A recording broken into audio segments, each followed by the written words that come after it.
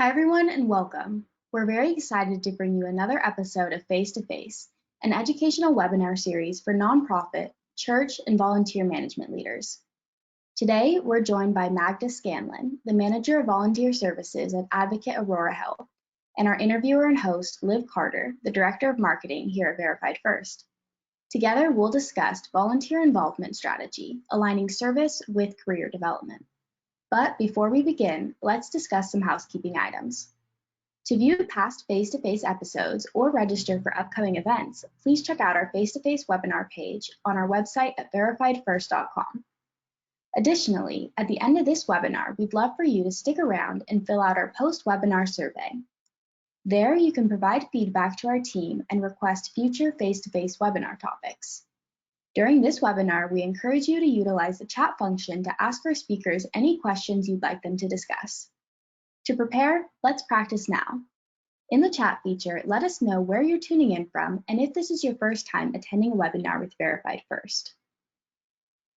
While you're all getting familiar with the chat, I want to take a moment to thank our sponsor, Logistics, for making this episode possible. And now, without further ado, take it away, Liv. Thank you, Sam, or our voice in the wind. Hello, hello, and welcome, everyone. I am Liv Carter, your host for today's face-to-face interview. I am quite excited to have the opportunity to sit down with you, Magda, for a discussion on volunteer involvement strategy, aligning service with career development. And I'm quite excited looking at the chat. We have quite a bit of individuals that are returning face-to-face attendees. It is great to see you all and have you have new attendees join us today as well. Today, just to introduce our speaker a bit more, Magda, you are the Manager of Volunteer Services at Advocate Healthcare. How are you doing today? Great to have you. I am great. Thank you, Liv, for having me here. Greetings from the northwest suburbs of beautiful Chicago, Illinois. Chicago, Illinois. Let's see. I think we have a couple people in the chat from Chicago. So great to have everyone join us.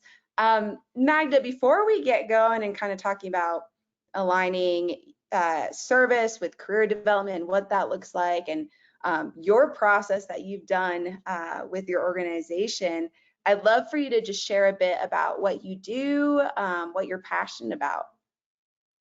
Well, yes, thank you so much again for having me here. So Magda Scanlan, Manager of Volunteer Services. I work for the Advocate Health organization, and I am a Manager of Volunteer Services at two hospitals, at Advocate Lutheran General Hospital in Park Ridge and Advocate Good Shepherd Hospital in Barrington. I have been working in my role for a little bit over 17 years, enjoying working with our volunteers, our communities, and my passion is actually working with our local communities, in particular our high schools, to help our kiddos advance their careers, design their future lives when it comes, in my case, to healthcare professions. Yeah, that's awesome. 17 years, congratulations on that, by the way. It sounds like you're the perfect person for today's discussion, especially with your passion being about the community and those high schoolers, the future of our world. So let's go ahead and jump into things and start with the volunteer landscape. So AmeriCorps actually reported formal volunteering decreased 7% since 2019. So I think it would just be helpful to kind of discuss the current volunteer landscape, what brought us here, and then we can kind of dig into some of the more exciting stuff and some of the insight you have. But kind of to start off, what changes have you seen in the volunteer landscape over the last few years? Sure, great question. So the pandemic has disrupted many, many things, and volunteering being one of them. So as I listened to some colleagues in our industry and trying to figure out what has really happened, I capture myself based on the observations of our organization, 5 major changes that I think have taken place. So when it comes to volunteers, I think the most palatable one is the fact that we lost a big group of long-term volunteers, most senior ones who aged out of the program during the pandemic. And, a lot of them have not been able to leave the house, still worried about the pandemic. And during that time when volunteering and many things were put on hold, we also lost the opportunity to rebuild our program. So, right now there is a void that we've been trying to fill. The second thing is that, of course, we distanced ourselves during the pandemic. So I feel that people want to come back and they want to feel part of the community again. And there's a huge, huge need for that. So again, how do we create that sense of community and belonging? That's our next goal.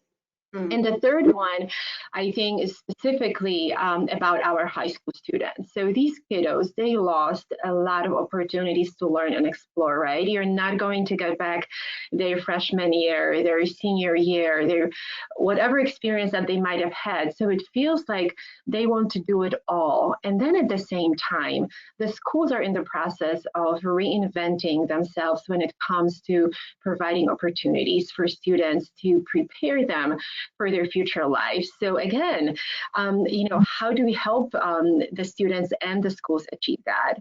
And the fourth one would be the technology. So we have become very comfortable with technology, regardless of age. Folks are using technology. So that's another question. How do we leverage it, right? How do we further technology to help us with our program development?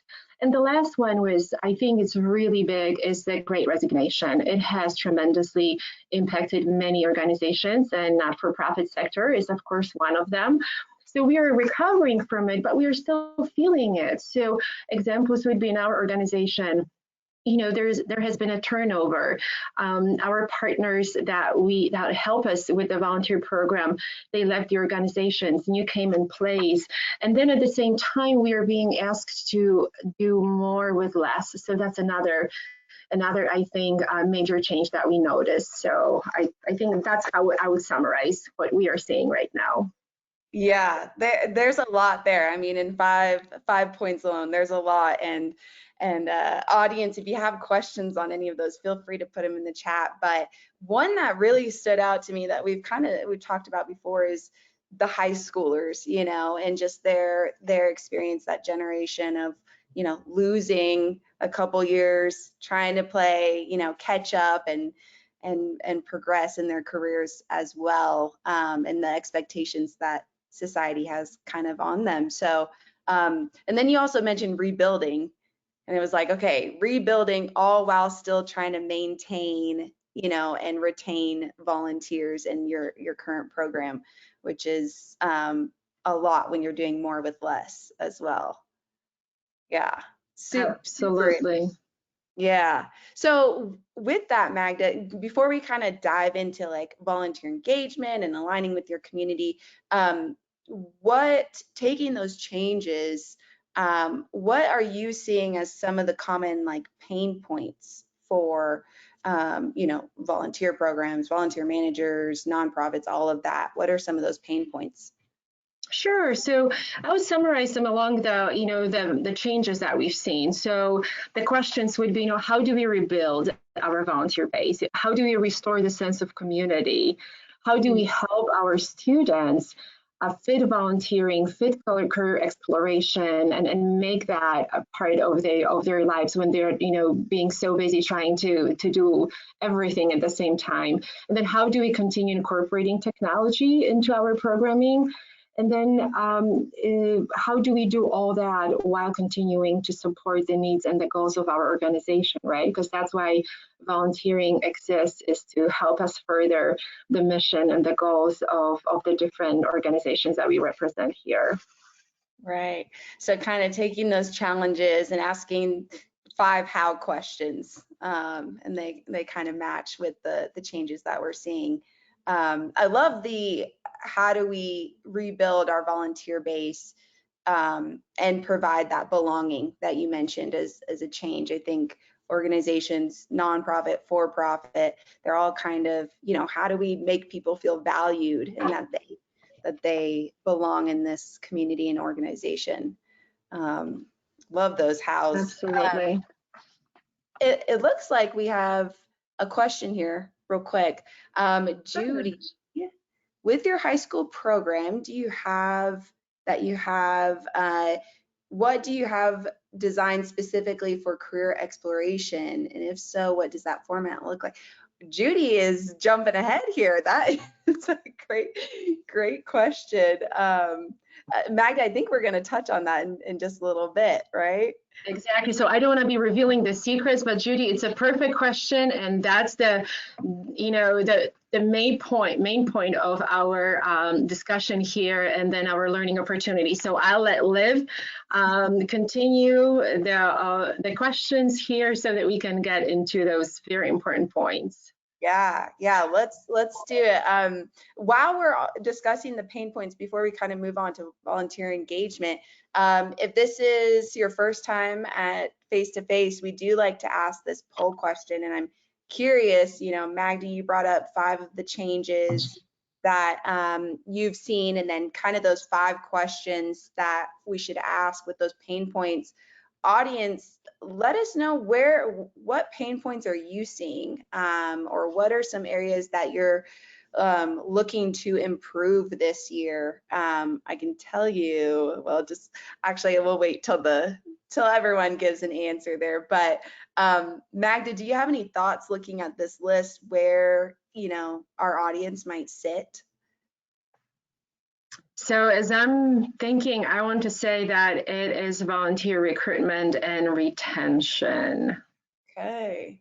I have a feeling you're right on that, but let's give it a few more seconds. And you kind of touched on, you definitely touched on recruitment and retention and some of the changes you were seeing. So let's just give it a few more seconds and then we can take a look here. All right. Okay, I'm gonna go ahead and close the poll, share the results. There we are. There we go. Oh, there we go. Volunteer recruitment and retention. And there it is. Yep, you guessed right there, Magda. And I mean, audience, if you selected recruitment and retention, I think you're in the right place for today as we kind of continue our conversation into volunteer engagement. Now, Magda, we often think the reason people volunteer is to give back, and while that is largely true, you know, that feel good reason, it's not always the only reason though. And so I would like to talk about what it looks like engaging volunteers in this new landscape. With re-engagement, how has that been redefined to address some of those pain points that you mentioned? Or what are some ways you've re-engaged volunteers? Sure. So that can be a topic for a separate, right? Face-to-face talking just about that. And actually just the other day, I attended a webinar that just talked about that through Volunteer Match. There is a huge survey that they did. There's like a whole report that they attempted to make on that. So I'll definitely invite you to dig into that very deeply. They are great in taking things apart and giving us a lot of detail. But what I want to say is what's easy right now, what I would encourage everybody to do, and that's what we did, trying to see what are people thinking after coming back from the pandemic? What are their preferences? The easiest thing to do is just ask. So we designed a quick Microsoft Form survey to see what really meaningful recognition for the volunteers is when it comes to volunteering, what makes them feel well when it comes to our to volunteering with us. So last year we did it exactly a year ago, and the main answer that we received is when it comes to volunteering at the hospitals, our volunteers love when they hear the thank yous from the people that they serve. And then they also wanted to, and that was at the very top of the list, they wanted to be in the know of what's happening at the hospitals. So, and then they wanted treats in the volunteer office, and the list goes on and on and on. Right. But these were the key points. So that just made us feel that they really wanted to feel, first of all, like they're contributing, that people are noticing that. And then by, being in the know, getting these updates from us, that they felt that we were communicating what's happening with us, so that they feel part of that group. So again, asking a survey is the best. Asking a few questions through a survey, quick survey, is really the best way to see what your population needs. And then we took it a little bit deeper, and we focused specifically on our high school students to see what they need from us, right? So the great thing is that when we ask them what makes volunteering meaningful to them, they do say that, the sense of accomplishment and the gestures of appreciation from those that they serve are on top of the list. The first biggest one was that they want to explore their careers. They want these educational moments that they are going to be getting when they are volunteering with us. So based on what they're telling us, we've been designing our programming to meet those needs. Yeah, that's awesome. And I was gonna ask if you kind of differentiated, your high school volunteers from the rest of the volunteer population, so you could really kind of dig into what they specifically wanted. But I loved how simple you put it. If you want to know, ask. Yes, exactly. I think we kind of sometimes are worried about, pushing a survey or a questionnaire on people, but I think the heart behind it and the intention behind it makes all the difference. So, so you saw the difference with high schoolers, and they were saying, just we want to explore, we want to learn. Yeah, that is interesting, and we love to hear that, because as we kind of explore what you guys have built out, I think that's a testament to responding to your high school volunteers. I am curious, so with the feedback you got, and taking that desire to explore career opportunities and whatnot, what are some of the short-term and long-term benefits you've seen by aligning, your organization's services and volunteer opportunities with, career development? Absolutely. So in terms of when it comes to the, short term, so, having students participate in volunteer opportunities that are designed specifically with career exploration in mind, we are able to fill the roles that we need. We are able to offer our students the opportunities to explore and to learn what healthcare is about in our case. When it comes to the long-term goals, I want to say that, we are positively impacting the lives of and the future of our youth. And then, from the organization standpoint, we are creating workforce development pipelines. So, recruiting our future teammates here and our future workforce. Yeah. I love that, impacting the future workforce, and we'll talk more about it, but like aligning with the community and the benefits that come from that too. So you went through the kind of the short-term and the long-term benefits. I guess my question is, why do you think organizations don't incorporate career development, volunteer opportunities? And audience, I'd be curious if you have any thoughts too, why maybe your organization hasn't. But Magda, why do you think there's that missed opportunity? Sure. I mean, I would be very curious to hear what my colleagues have to say. But, when I think about it, it just may be, it may be simple, just not realizing that there are needs in the community for that, right? And then also comes down to resources. Not many organizations, not all organizations may have the bandwidth to engage with our community to the extent that would allow them to truly understand where their needs are. But I want to share with you that there is a nationwide trend right now all across the country where the schools are kind of redesigning, like I mentioned, the approaches to education. And there's this concept that I learned about just recently, and I'm going to read it here. It's called the big blur.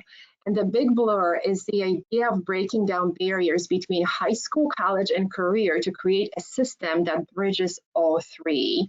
So in addition to that, there's legislature that talks about and then laws that are being passed, especially because I am in Illinois, so I'm very familiar with what's happening here. So there are requirements that ask schools to implement programming that focuses on career pathways. So actually schools will be required to show proof to the state that they have part of their curriculum career exploration programming. So when you really think about it, volunteering is a perfect way for schools to provide students with that. And I think for us, volunteer services professionals, that gives us the opportunity to recruit more students, right? Retain more, recruit more volunteers, retain more volunteers, because we are aligning our programming with the exact needs of the community. And that's just, I think, the perfect synergy that you can think here, right? Yeah, no, definitely. The big blur, you said? It's called the big blur. Yes, if you look it up, it's a concept that seems to be very popular, and many folks are referring to it. Okay, yeah, I'll have to read up more on that. But Magda, we have a lot of questions in the chat, I will say. Oh my goodness! Alrighty, let's see what they are. I know. A lot of them are kind of we're headed that direction, but you know, let's go ahead and answer a few while we're at it. Cassie is wondering, how would you deal with high volumes of applications and ensure students who have missed out on an opportunity to volunteer? Do you ever experience the high volumes of applications and having to turn away volunteers? I think is kind of the heart of that question.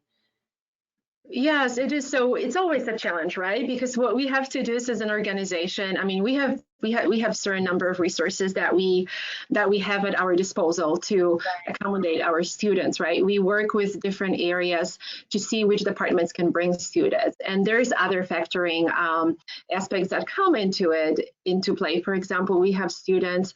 You know, students will tell you, I am only available on Sunday afternoon. Well, how many opportunities do we have on Sunday afternoons, right? And sometimes students have very specific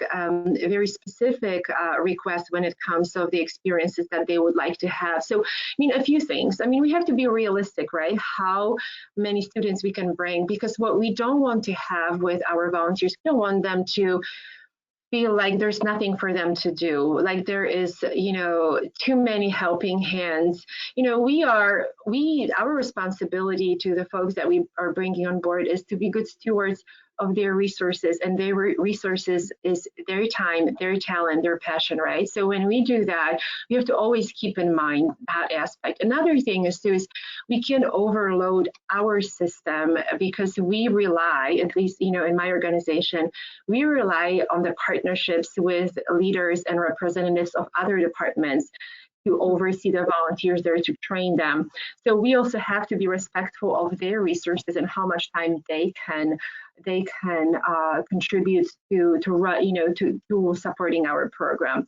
But what that really means is, you know, you have to take a pulse and see what the interest is with our students. And if we determine that there are areas that maybe we don't offer opportunities in, but there's a big interest, consider exploring these areas, reaching out to see if we can create these roles in the future. So Is there one simple answer how to deal with it? I think there are just so many forces that honestly, we have to see what's best for the community. We have to see what's best for our organization and find ways how we can marry these two. But I think the best thing is just having open communication, giving folks different options, creating a little bit more flexibility. What I also noticed that with our high school students, we used to ask for a commitment of certain number of hours, certain number of months, but with them being so extremely busy, we have lowered the number of hours that we require. We ask to have it semester based because at each semester their schedule may change with extracurricular, curricular activities and such. So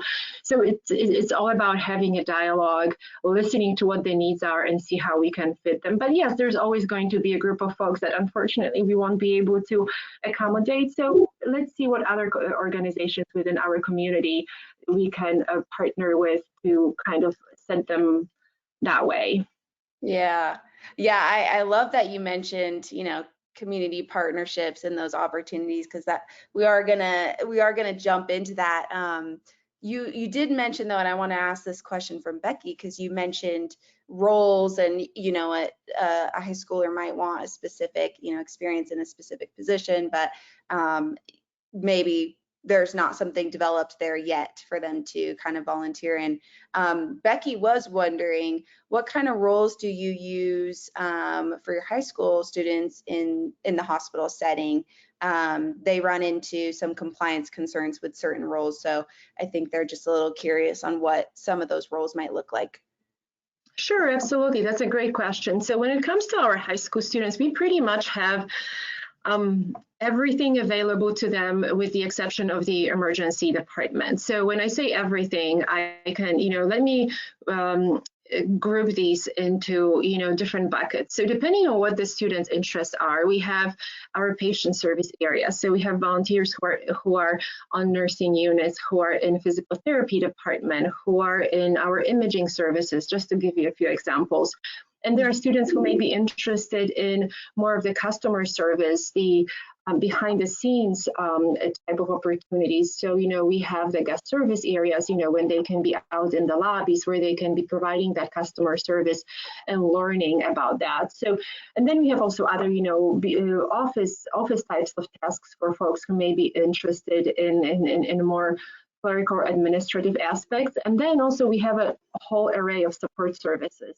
And very often what happens is that we learn from our community. I have a counselor come to me and say, hey, Magda, you know what? I have somebody who is interested in a lab, right? And I'm like, we don't have any opportunities in the lab right now, but let's see what we can do to make that happen. And then we start a dialogue and we, talk to the departments and see what they can do for us, how they can help us partner. Yeah, very cool. Wide array of options, but then you're kind of also building out new roles depending on community needs, which again, perfect timing, because we're going to talk about aligning with the community. And I know we'll talk more about some strategies that you have used to kind of create those roles and volunteer opportunities. But for now, you mentioned resources sometimes being a reason why an organization might not explore adding, career development or aligning that with volunteering, I guess. That being said, let's talk about ways we can kind of overcome. How have you all used your community to build your career development opportunities? You mentioned a couple points, but I'd like to spend a little bit more time on that. Of course, great question. So it starts again with learning the needs of your community. So in our case, we talk to our counselors at schools constantly to learn what it is that they're trying to accomplish. So we are learning their language, and then through our programming, we are trying to mirror the same language, the same objective. So I'll give you some examples because it's very important. We are talking all about resources, right? We have limited resources. When folks think about, oh my gosh, how can we make our programs more educational to the students? It may seem like a daunting task because you're thinking, oh my gosh, that involves new programming. And that is true, but there are very quick tips and gains that you can get from implementing a few absolutely cost-free initiatives, and I'm glad to share them here with you. So an example would be is we know that all students in high school, they are, it's a big emphasis to teach the students the essential employability skills, right? So this is a set of skills that are transferable regardless of what industry you are in. So in order for the students to see that they're already doing that when they are volunteering with us, we updated our volunteer assignments to include these essential employability skills in there to spell them out. So when a student is looking at the assignment description when they're applying for volunteering with us, they can already see that in addition to the tasks that they will be doing, they will be learning something that they can transfer regardless if they choose to continue with healthcare or someplace else. So that's one quick gain. And the second one would be is helping students translate the task that they are going to be doing into an educational and learning opportunity that they can see how it's going to tie into the career of their choice. Again, another example I would say is when it comes to one of the tasks we tell students is, you know what, you're going to be restocking supplies. Oh, it doesn't sound like that much fun, right? I mean, I'm just going to be putting things in there, right? But it's important for us to explain the context, what that truly means. You are not only going to be putting, you know, gowns or syringes somewhere, but you are going to be learning about what it takes to provide patient care when it comes to all the different supplies.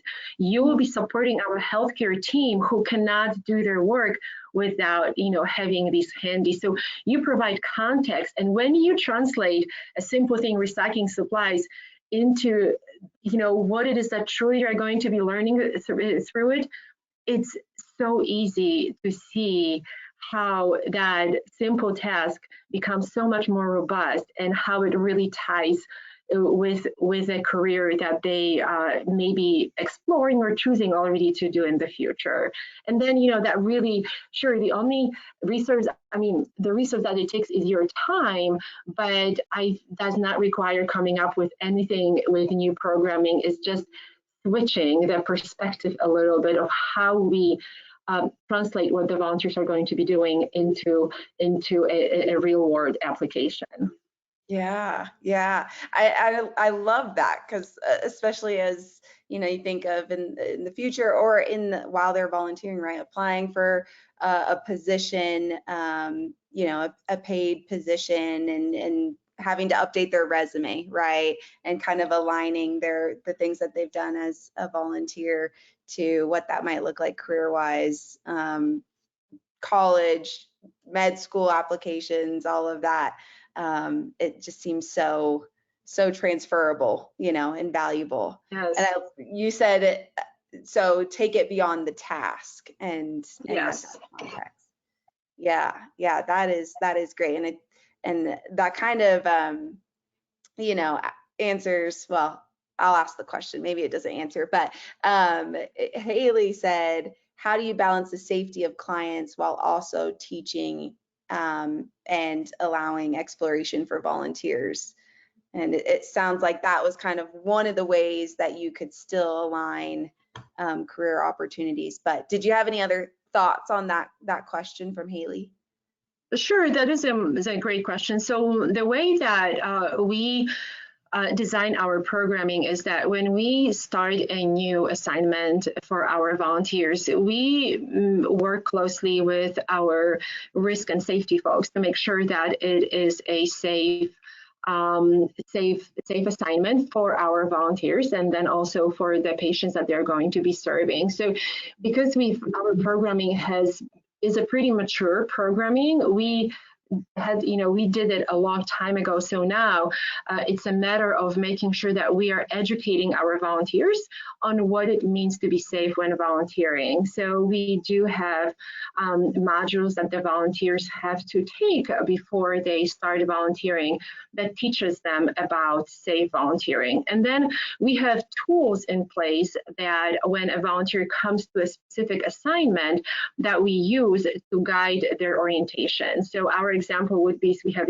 competency checklists to make sure that each aspect of their volunteer experience is addressed at the beginning when they're being trained, so that, for example, we can watch them preparing for pushing patient in a wheelchair, right? How do they apply the brakes? How do they make sure they position the patient, and so on and so forth? And then comes, also with, hand hygiene. So there are many aspects, and I know that it's very different for each organization, but it's pretty much, it's a matter of, looking at every task that the volunteer is going to be doing, making sure that it is safe from a risk and liability perspective, and then training volunteers, putting the time to make sure that we show them how to do different tasks, how to go about doing them, and then observing them to make sure that they're actually doing that.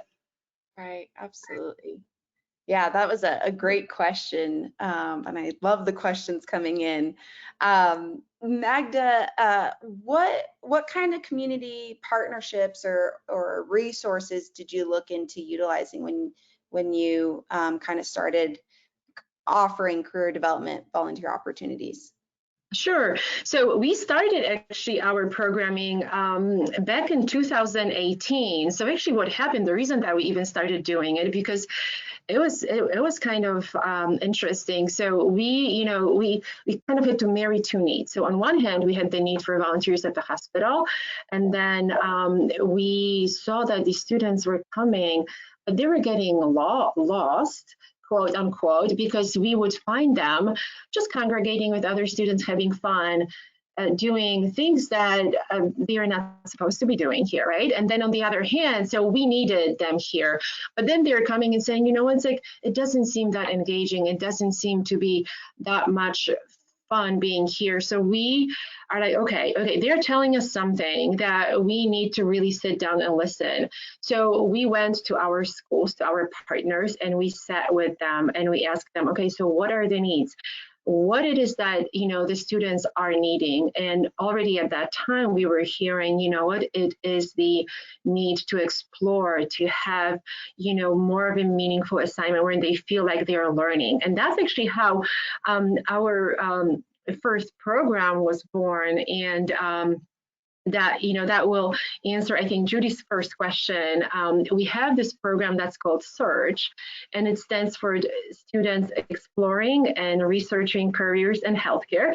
And that name actually came from one of our teachers. So we were like, okay, there's a contest for our program, a name, and she came up with that. So we started, using that, but that program is a little bit more robust. It goes beyond the volunteering program. It is still a volunteering program, but it is geared towards specifically juniors and seniors in high school who are interested in exploring healthcare careers in a little bit deeper, right? So what's unique about the program is that their orientation is in a simulation lab when they can practice everything hands-on. Then as they're going through the semester, because it's a semester-based program, they get 3 educational opportunities. Examples are they get to deliver a baby in a simulation session. They participate in a cardiac arrest where they take the crash cart and they learn how to use it. They may get a tour of the operating rooms. They may get a session with one of our fantastic robotic surgery surgeons who not only shows them what's done, but lets them play with the robot. And then at the end of the program, they have to give there's a formal graduation. There is a presentation that they have to give, and we give them points that they need to address in the presentation, because we don't only want them to tell us what they learned, what they, experienced on the unit, but we want them to look into themselves, how they grew through the program. We want them to interview somebody who is in a role that they may be interested in, and then they give a formal presentation in front of their parents, in front of their peers, in front of the hospital staff, and then they receive a certificate at the end, and then the certificate lists actually the different things that they were learning, these applicable skills. We won't say, they learn how to go to a patient room. We will actually list there that they learned a specific communication model that helps them communicate with patients when they're going into their room. So that is one of our, a little bit bigger programs that does take time and resources. And then the second thing is that, when it comes to responding to our community talks, students say they want to shadow, right? Again, like I said, it's so hard to do the shadowing. So that's, we have our healthcare career night where we invite departments to showcase their departments, their careers with all the instruments, the machines that they use, all the visuals, so that the students can come and kind of, feel for it and get inspired. And then when they get inspired, we say, hey, come and volunteer with us. Did you like, what the nurses do? Guess what? We have a nursing unit opportunity for volunteers, come and join us. So that's kind of how we work with our community. We help them, participate in the design of our programming. We hear their needs and we try to respond to these. And then when we put these things in place, go back to them and say, what do you think about it? What's working? What is not working? How can we improve? How can we make it even better for our students? Yeah. So much there, so much good stuff. And Karen actually asked the question, how does the hospital have time/staff available for these great programs? We're like, this is awesome stuff that you're doing, Magda. And I know we're going to talk a little bit more about the programs and kind of the how to get started. Before we go there, just wondering, like, for our audience, were there any big roadblocks you faced, from the community or aligning with the community? Any lessons learned that you could share with our audience? It's again about managing expectations, because the community, we want to help everybody, right? But like just Karen said, it's all about resources. So, we keep on thinking of what else can we do? How can we optimize the programming, right? But Karen, just to answer your question a little bit, so it's all about partners. It's all about partners within our organization. It really takes a village to, they say to bring up a kid, right? And it's the same thing here. It takes a village, our internal village, to bring students, to experience healthcare. So we heavily rely on other departments. So volunteer services, we provide framework. We design the system, but it is, and we make that system simple to follow, very easy to implement, so that the different partners that are part of our group, they don't feel like they have to be doing all the work. They're just jumping to provide their expertise. So we take all the hard work, away from them, but it's really, truly, truly the partners. And, we wouldn't be able to do it without them. So no, it's not only volunteer services, it's really everybody. And if you want a tip of how to find a partner, we often, we've learned that just sharing your vision as much as possible with folks, you will find somebody who's going to say, oh my gosh, I love it. And then the next thing you know, you have a supporter. It's often, the new grads, people who just left, education, who just finished colleges, who just finished high schools, who just finished whatever programming that brought them there. They are the ones that you're like, oh my gosh, I still remember how it was. I can help you. I know what they need. And, you just have suddenly you look behind you and you have all these wonderful people following. That is awesome. Yeah. And kind of like you said, you're like building advocates for the program with the passion. Absolutely. Oh yeah, great question, Karen, and thanks for sharing, Magda. So I know we're 15 minutes out, so let's talk about the how an organization can get started with something like this. You've kind of mentioned some some points there, but I know it's not as simple as 1, 2, 3, but any thoughts on like how could our audience get started today, or what should they prioritize? Any thoughts there?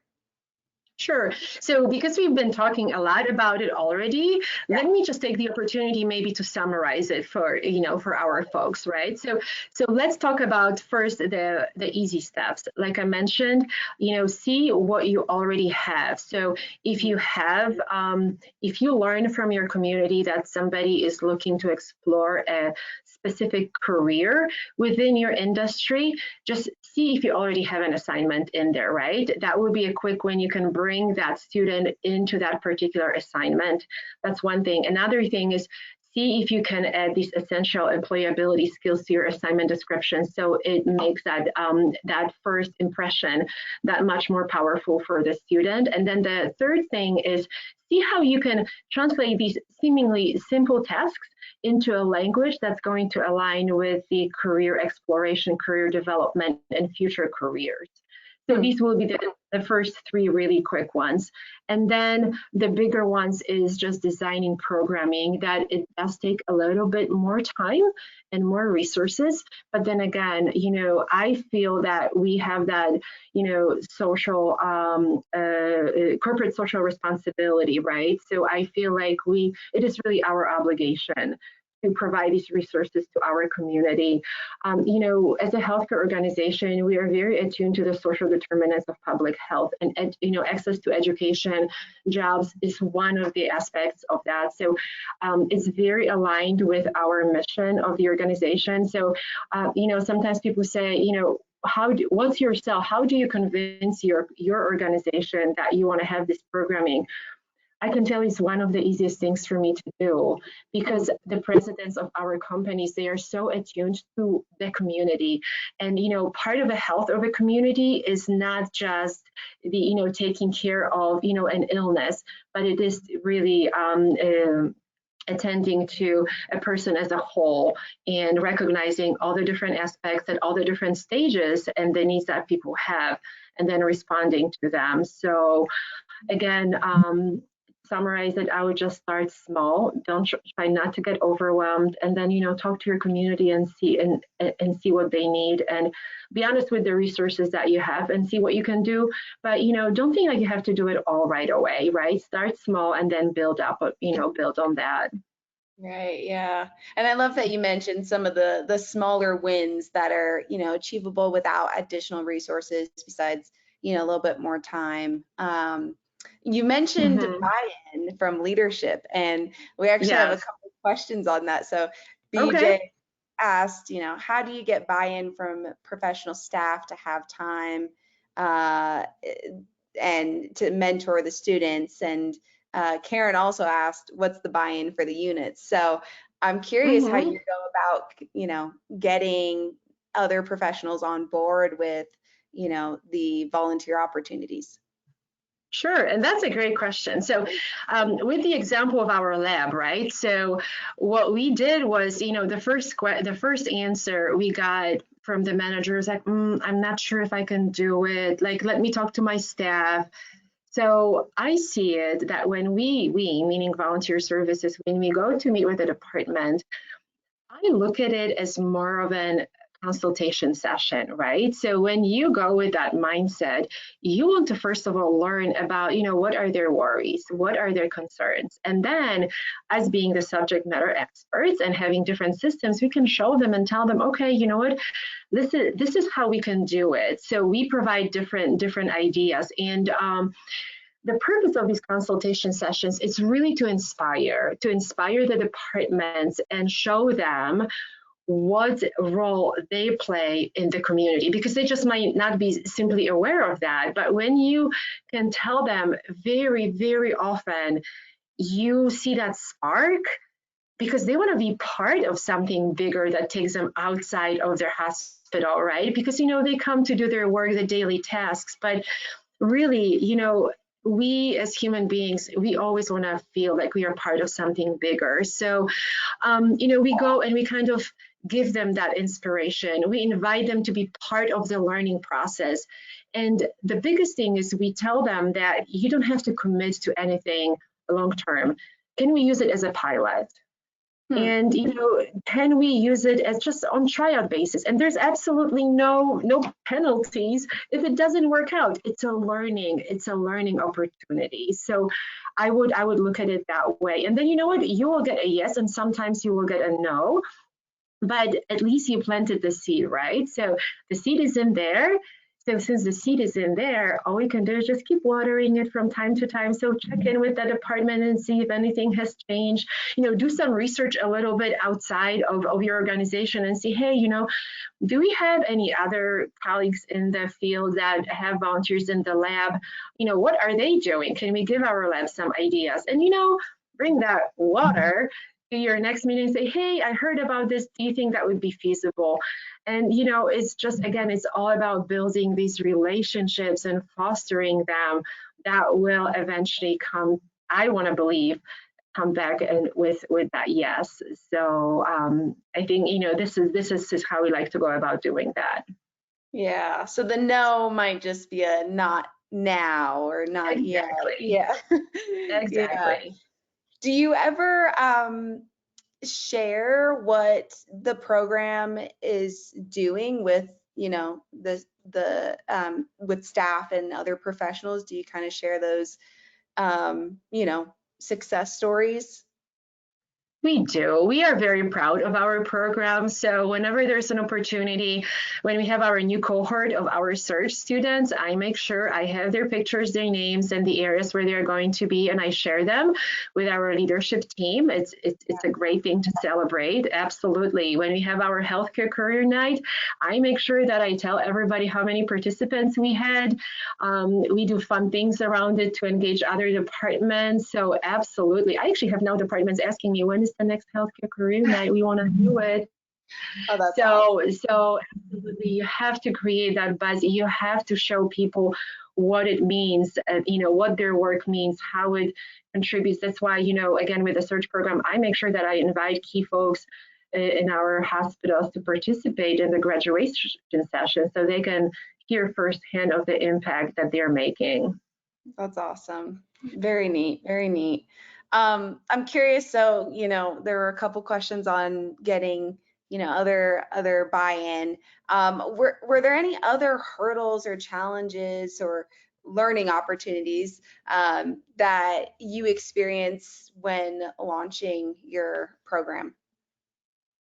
Yeah, so over the years, what we did notice is with our students that they want to do more and more and more and more. And we are like, oh my gosh, it's hard to do more because we have limited resources. They would like to have, simulation session, every other week, but that's just not feasible, right? So we have to sometimes, put the brakes on a little bit, but then we look at, okay, how else can we, engage them in something that's going to be meaningful? So what we did recently is, at one of the hospitals I'm working is, we are trying to partner with our patient experience folks to, on that initiative that they're working in, and see how we can bring the students in to help more, but kind of like delegated to another department. So it's like, finding another partner. So I think the biggest like challenge is, finding these partners at the beginning.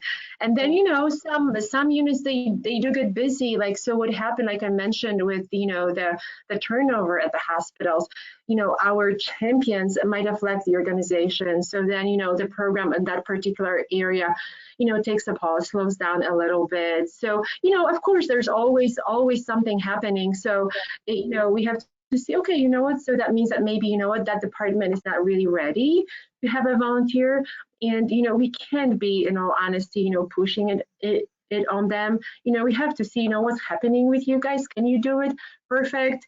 How can we help you make it happen? No, you can't do it. Wonderful. Can we revisit next semester type of a thing? So again, dialogue and partnership, and really hearing what the different departments are saying, because if you respect of what's going on in them, at that time, and when you allow them to take that pause, then I see that they're more likely to engage with you in the future when, their situation changes. So again, collaboration, talking, listening, responding to everybody's needs. Right, right. And it also sounds like you want to kind of ignite that passion in each unit, before you give them some volunteers, right? Because you want them to care about the work that they're doing. Absolutely. Yeah. We do have a couple questions in the chat. Mm-hmm. Natalie is wondering, so for organizations who specifically need weekday volunteers and thus can't use high school students, what recruitment strategies do you suggest? Do you have any recommendations on, recruiting volunteers? Mm-hmm. So yes, and I think, I'll say the same thing. We are also, facing a similar situation. We have lots of evening students, right, coming after school, and the daytime folks are not as much. So what I would do is, what we are trying to do is we are trying to bring our programming outside of the walls of the hospital, and again, be out there in the community to give people a bit of a feel of what it means to be volunteering. So one example, we have a group of volunteers that makes patient comfort items, pillows. So with those, we do different workshops out in the community, and that's how we get these folks excited, and then they come in to become our volunteers, but not necessarily our volunteers for that particular project, but they're like, oh my gosh, there's a hospital, there are other things that we would like to do, right? Another option is, I think that also it's a challenge for our organization is to kind of start thinking a little bit outside of the box, and rather than focusing on the day-to-day activities that we always need to do, see if we can come up with some projects that we can engage folks without that long-term commitment, because also from these projects is when we get folks that are coming and staying with us. So we have to just be creative about the ways that we recruit. So it's almost about saying, putting messaging within the groups that we think can be available during daytime hours, and then giving them a feel of what it means to be with us, hoping that it's going to turn, later on into a longer engagement. But then, of course, always aligning their our mission with the passions of the folks that are coming through our doors. So I always say, listen to the people that are coming to volunteer with you. Don't put them into an opening because you have an opening, but learn of what it is that really makes them tick. And then what happens, they will end up bringing their friends. That's what we are seeing actually quite a bit. So yes, it's a process. It's not a one type of a solution. It's really a process that again builds on the partnerships that you have with the people that are coming through your doors. Yeah, yeah. I love that you pointed out that volunteers will then bring their additional volunteers and kind of be that advocate in the community. I'm sure it helps with volunteer retention rates too, is if you can align your mission with the passions of your volunteers as well. Yes. Yeah. So we are approaching time, which is just, it went by so quickly. Magda, I did just want to let you kind of have any closing remarks or any last tips or suggestions, lessons learned that you'd like to share with our audience. I know we have more questions, but we could talk about this for probably a few more hours at least. So absolutely. That you want to kind of leave our audience with today? Sure. So when we are talking about career development and our volunteer opportunities, about our volunteer programs, if you would like to bring, have a program like that within your organization, learn what your community truly needs. See, do an inventory of the roles that you currently have and see how you can bring in students into those roles. Start small with some of the tips I shared here with you, and then build on them.